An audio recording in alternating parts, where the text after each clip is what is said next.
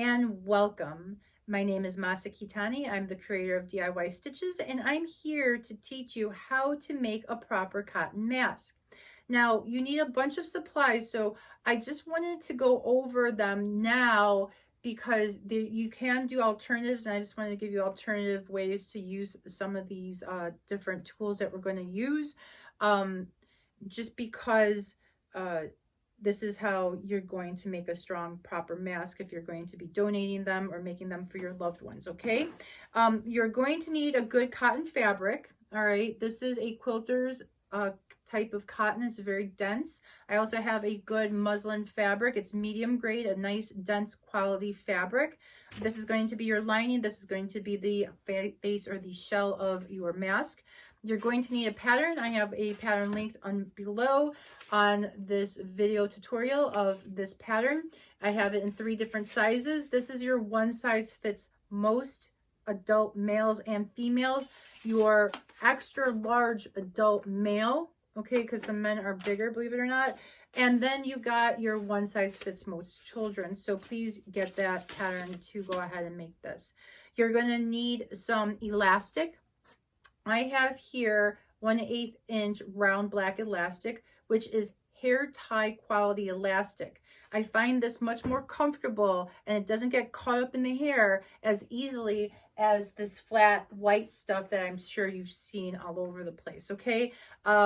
This, especially if you make it for behind the ears, the thin sides will absolutely cut into your skin and make it miserable. So for the most part, I am going to be teaching you how to make this as a full banded headed mask, okay? However, you can cut it and fit it around the back of your ears. I do have some clients that are more interested in getting that type of mask instead of the full head mask that I've been donating to all the essential workers. I am selling these masks as a donation. The money goes to help me make more of these wonderful masks to give to our essential workers here in New York City. I've been sewing honestly for 42 days straight making these. You need some thread. Make sure you get a good colored thread. Here I have cones of thread as well as just simple Gutermann thread. I'm going to be sewing this mask on an industrial straight stitch sewing machine, okay? You can use a home sewing machine as well. I have both of them here, but I will be showing it all on this machine right behind me.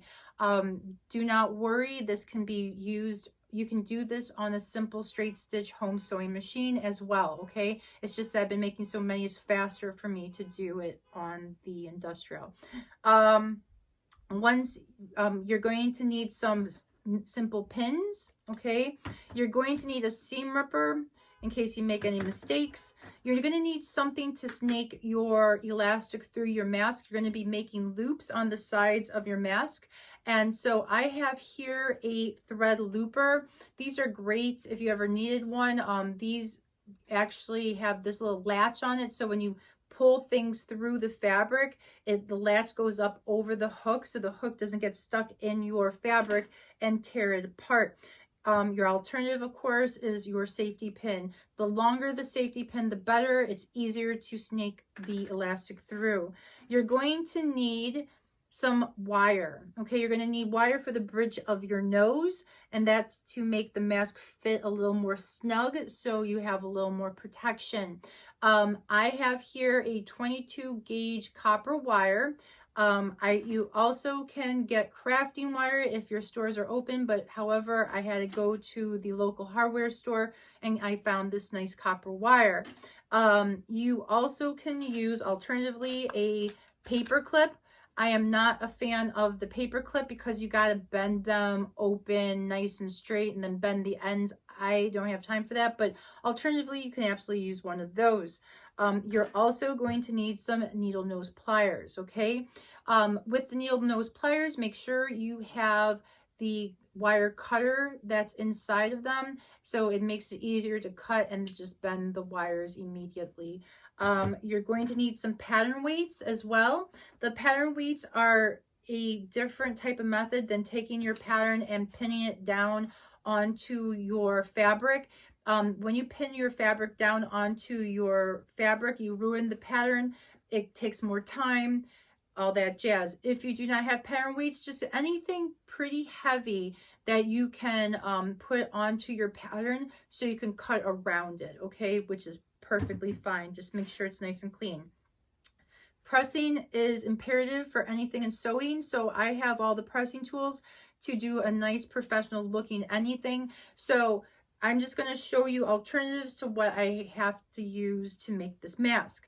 You're going to need a tailor's ham. If you do not have a tailor's ham, please go ahead and find yourself some type of metal bowl or some type of smooth bowl, not plastic, okay? Put a towel over it, like a dish rag towel or a bath towel. You need some thickness there because when you add steam to your mask, you need the steam to be able to dissipate, and that's why you need that thickness, okay? You also need a tailor's board. This is a professional tailor's board. You don't necessarily need one of these, okay? But you do need this type of wood kind of pole, okay? If you are a normal seamstress and you have one of these clappers, sometimes people have the clapper, it's called a pressing clapper. You can, it looks kind of like this. It has a piece of wood that almost looks like a handle. You can use that as well, for the same exact purpose. If you do not have that, just find yourself a piece of wood. I just found this laying around the house. You don't need it this long, of course, but you just need something kind of thin that you could shove through your mask to do the last pressing technique. Now, I really want to thank you for coming to see this video. I hope you enjoy this tutorial, and please click like and subscribe, and I will be making more tutorials in the near future. Be blessed, stay safe, and take care.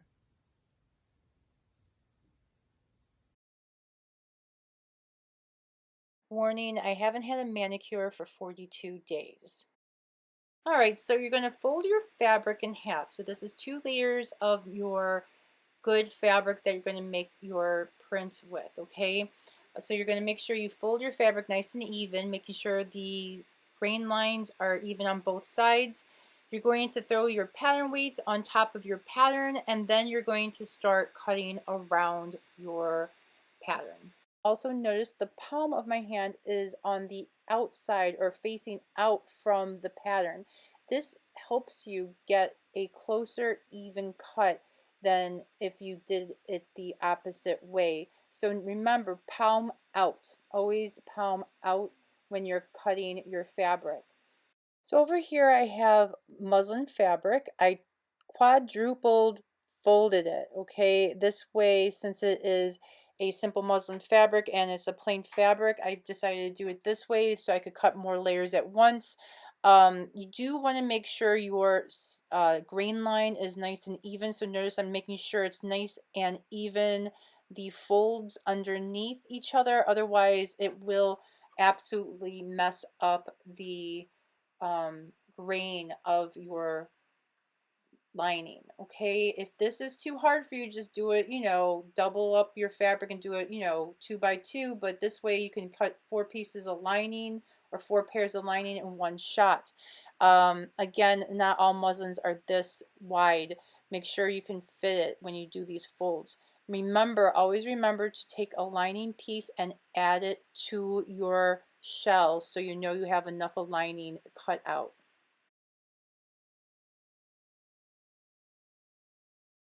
Okay, so you're going to need wire as well as elastic. Here I have, because I couldn't get to a crafting store, 22 gauge copper wire, which I got at the local hardware store.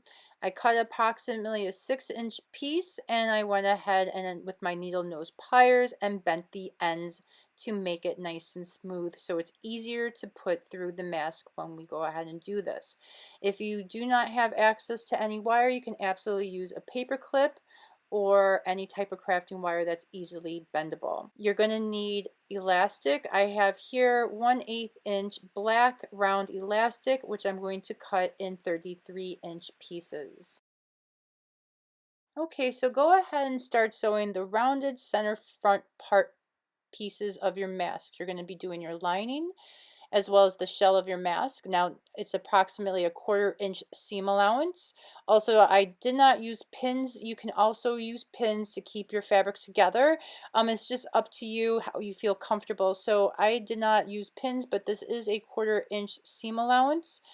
Notice I do the little back stitch when I start and finish the piece.